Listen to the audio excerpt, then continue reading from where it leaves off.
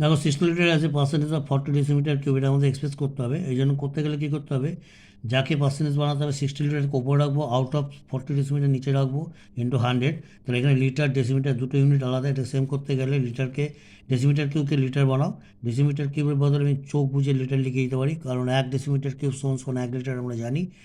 বসিয়ে দেওয়ার পর লিটার লিটার ক্যান্সেল, বা তারপর আফটার ক্যালকুলেশন উই গেট 150%। হয়ে গেল অ্যান্সার। নেক্সট বলছে 90 centimetre as a percentage of 4.5 metre. তাহলে এটা করবো কী করে, না আমাকে 90 সেন্টিমিটারকে পার্সেন্টেজ বানাতে হবে আউট অফ 4.5 মিটার, যেটা বলে গেলাম। কিন্তু এখানে দুটো ইউনিট আলাদা, দুটো ইউনিট আলাদা যখন তার মিটারকে সেন্টিমিটারে নিয়ে যেতে গেলে 100 দিয়ে গুণ করতে হবে। ঠিক আছে, 100 দিয়ে গুণ করলাম, করলে সেন্টিমিটার সেন্টিমিটার কেটে গেল। আর এখানে পয়েন্ট নিচ থেকে একটা পয়েন্ট যদি আমি তুলি, তাহলে ওপরে একটা শূন্য বাড়বে, শূন্য লিখে দেবো। তারপর বাই ক্যালকুলেশন 20% আসবে ইন্টু 100। তা এবার এখানে কনভার্সন হলো কী করে, যে মিটার থেকে সেন্টিমিটার, না মিটারে আমরা দাঁড়িয়ে আছি। এবার আমরা যদি kilometre, hectometre, decametre, metre, decimetre, centimetre, millimetre, ওপর থেকে এক একটা করে স্টেপ নামতে গেলে এক একটা 10 দিয়ে গুণ করতে হবে, আর নিচ থেকে ওপর দিকে উঠতে গেলে এক একটা স্টেপে 10 দিয়ে ভাগ করতে হবে।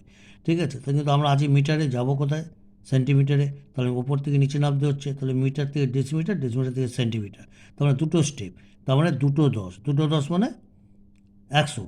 ঠিক আছে, তাই জন্য 100 দিয়ে আমার এখানে 100 দিয়ে গুণ করতে হলো মিটারকে সেন্টিমিটারে নিয়ে যেতে। Thank you.